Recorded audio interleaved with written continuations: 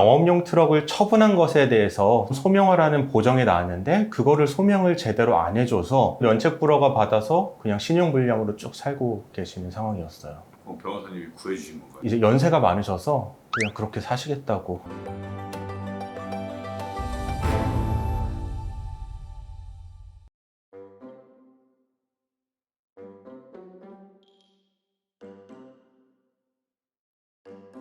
이번엔 파산 얘기를 좀 해볼까요? 회생 얘기할 때 통장이나 이런 거 얘기 많이 했던 것 같은데 네. 파산도 하기 전에 뭐 통장을 되게 꼼꼼히 보지 않나요?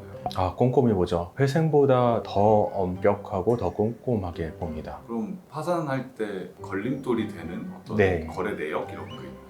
가장 먼저 얘기할 거는 편파변제예요. 다른 말로 하면은 제일 흔한 거는 가족 돈을 갚는 거죠. 가족한테 빌린 돈을 파산하기 전에 다른 대출을 받아서 먼저 갚아버리는 거예요. 그리고 파산 들어가면 된다라고 생각하면서 그때 저희를 찾아오는 분들이 있는데 그거는 면책 불허가 사유거든요. 왜냐하면은 내 가족한테 갚기 위해서 금융기관이라는 다른 채권자한테 불이익을 준 거잖아요. 그게 대표적인 채권자들의 형평을 해야 하는 행위로서 면책 불허가 사유입니다. 그게 가장 자주 문제가 되는 유형이에요. 그럼 얼마까지인가요? 뭐 10만 원도 안 되나요? 10만 원은 안 되는데 10만 원까지 가려내지는 않아요. 파산 관제인이 보면서 10만 원 지출한 내역까지 소명하라고 하진 않으니까 10만 원은 넘어갈 수도 있죠. 100만 원. 100만 원은 걸립니다. 파산 관제인마다 다르지만 100만 원은 어떤 사람의 기준이라도 걸릴 거예요. 그러니까 엄마한테 한 10만 원, 15만 원 준 거는 안 걸리는데 네, 그런 건 괜찮죠. 100만 원 걸린다.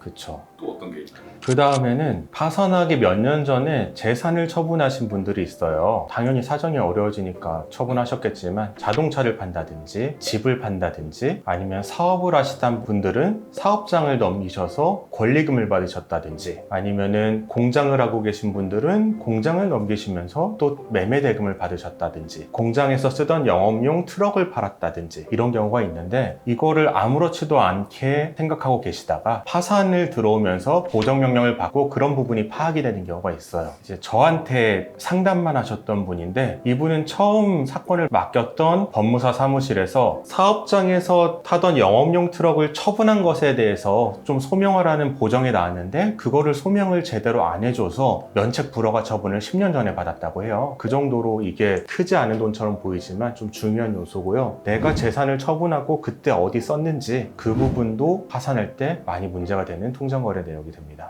사무실에서 소명을 잘 해줘야 되는 역할도 있겠네요. 네, 맞아요. 제가 방금 말씀드린 케이스는 제대로 돌아가지 않는 사무실이었던 것 같아요. 굉장히 기본적인 보정사항이었는데 결국은 그분은 면책불허가 받아서 그냥 신용불량으로 쭉 살고 계시는 상황이었어요. 그럼 변호사님이 구해주신 건가요? 이제 연세가 많으셔서 그냥 그렇게 사시겠다고. 네, 한 70대 중반 되시는 분이었는데 이제 변호사 비용도 이제 자녀들의 도움으로 내셔야 되는 상황이니까 그냥 그렇게 살겠다고 하시더라고요. 쿨하시네요. 네.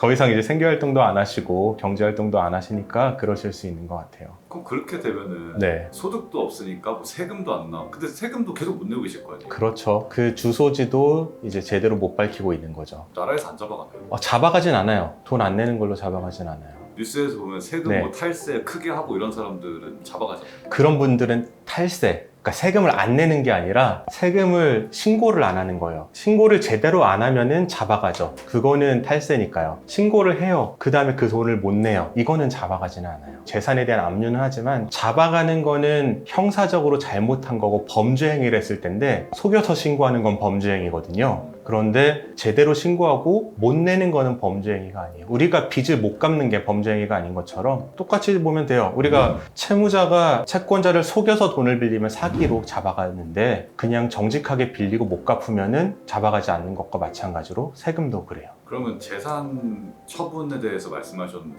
그럼 언제적 재산 처분까지 영향을 주나요? 보통은 5년을 봐요. 이 사람은 정말 거래 내역이 너무 이상하다라고 보여지는 경우는 파산관제인이 10년치를 소명을 하는 경우도 있어요. 이 재산 처분이 문제되는 이유가 결국은 재산 은닉을 잡아내려는 거거든요. 내가 이 재산을 어디 빼돌렸느냐? 그럼 재산 은닉을 잡아내려면 내가 경제 상황이 안 좋으면서 돈을 어디 지출했을 때는 재산 은닉이 되는데 내가 10년 전에는 경제적으로 잘 살았고 은닉할 이유가 하나도 없었다라는 점이 소명이 되면 10년 전에 어디 처분했는지 기억이 안 나더라도 그 자체가 문제되지는 않습니다. 보통 5년 정도 전까지는 대부분 보고요. 개인 파산을 하다 보면은 많이 문제되는 통장 거래 내역들이 있으세요. 편파 변제라든지 아니면은 재산에 대한 처분 내역 이런 것들에 대한 소명이 잘 되지 않아서 면책 불허가를 받는 분들도 있으신데, 이런 부분은 대리인 사무실에 정직하게 말씀해 주시고 대리인 사무실에서 적극적으로 소명을 하면은 면책 불허가 사유이지만 어느 정도의 환수금을 내고 재량 면책을 받으실 수가 있어요. 그러니까 걱정하지 마시고 솔직하게 대리인에게 말씀하시면은 저희든지 아니면 다른 사무실이든지 잘 해결해 드릴 것입니다.